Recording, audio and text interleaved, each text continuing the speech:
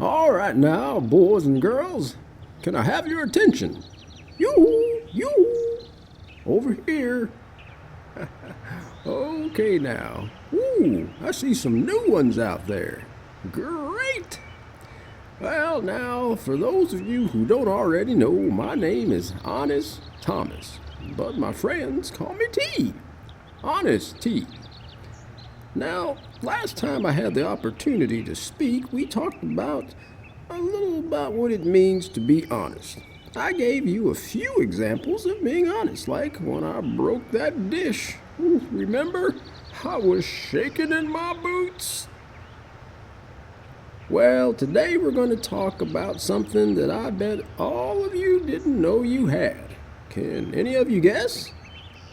Anyone? Ooh, I see a lot of hands, but I haven't heard the right answer yet. Okay, I'll tell you. You all have power. That's right, power. But not just any kind of power. I'm talking about a power that's inside you. That's the power to choose. Well, now the power to choose to be honest, in fact. With this power, you can do great things like move mountains of clothes off your floor. Obey your parents. Be a positive example to your friends. Take your fair share. Even eat your vegetables and develop a super positive character. So, what is choosing, or another way of saying it, making a choice? Well, a choice is the ability to pick between two or more options. For example, after waking up from a nice rest, boy, are you starving. You are so hungry you could eat a whole cow, including the moo. Your mom asks you, what do you want for breakfast? Waffles, hotcakes, or scrambled eggs? My mouth is watering just thinking about all those tasty options. Well, do you want option 1, waffles, or option 2, hotcakes, or option 3, scrambled eggs? Well, after thinking about it really hard, about 2 seconds, you select option 1, waffles. And there you go. You just made a choice. Well, sometimes we're faced with having to choose to tell the truth or to tell a lie, or, like I said, take our fair share, to respect the privacy of others, and to get things in an honest way. Basically, we have to choose to be honest or dishonest. And sometimes we even might try to get our friends to be honest or dishonest.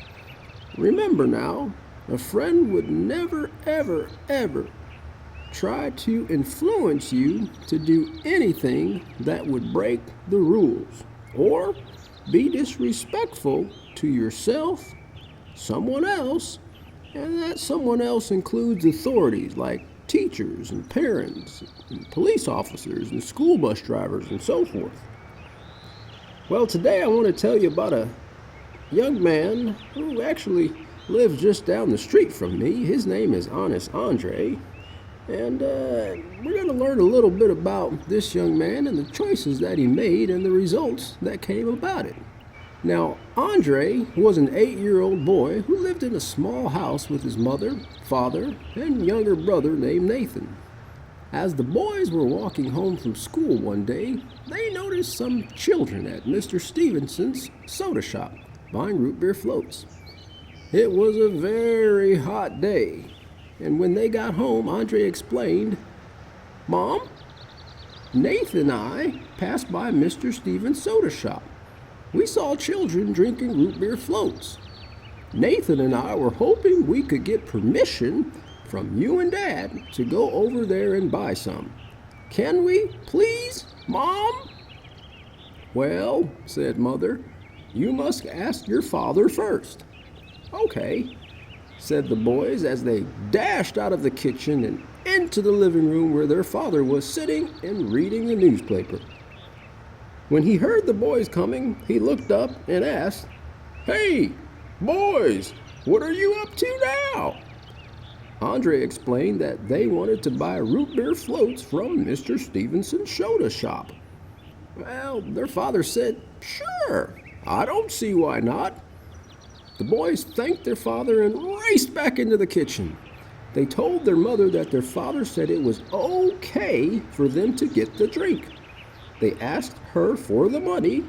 She gave Andre $1. The boys looked at each other and then back at their mother and said, "Mom, this is only enough money for one root beer float." Mother replied, "Well, that's all the money I have right now. You'll have to share the float equally." The boys said, "Okay, Mom, we'll share it." When they arrived at the soda shop, they ordered one root beer float and asked Mr. Stevenson for an extra cup. As Mr. Stevenson handed the float to Andre, a thought popped into his mind. Maybe Nathan wouldn't notice if I gave him a little less. After all, I am older than him, and I'm also bigger. Just then, Andre noticed Nathan holding his cup, waiting for his share.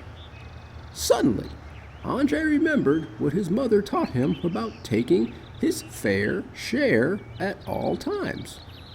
Andre decided at that very moment that he would be totally honest and fair with his little brother. Although it was very tempting to take more than his fair share, Andre knew that it was more important to be honest. He divided the float equally with his brother, and they enjoyed the afternoon together. Wow! Man, that was a great story. I sure am glad that he made the honest choice. Well, there goes my bus. I guess I'm going to be heading now to another Peaceful Solution character education class. Whew, I'm excited. Maybe I'll get a root beer float on the way. But before I go, I want you to think about this. Remember that power I said you had? What do you think? What was that power called? I can't remember. Oh yeah, that's right. Thank you. The power to choose. I better make sure I charge up my thinking cap next time. Well, remember, no one can force you to be dishonest. That's a choice you have to make. Just like in the story, he chose to be honest. Now, sometimes it might be hard to make an honest choice because, let's face it, not everyone has the answers. But that's why you have parents, guardians, teachers, counselors, and of course the Peaceful Solution and other authority figures to help guide you in making certain decisions.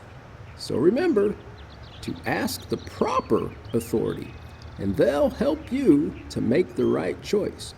And then, once you know your options, you'll have to use that great power of yours, the power to choose. So make the right choice. Remember, that's one that doesn't bring harm to yourself or others, so you can be a benefit to yourself, others, and yes, the environment. When you come back next time, we'll continue, and I'll remember to charge my thinking cap this time. I'm Honest Thomas, and remember, it's great to be honest. I'll see you next time. Bye-bye now.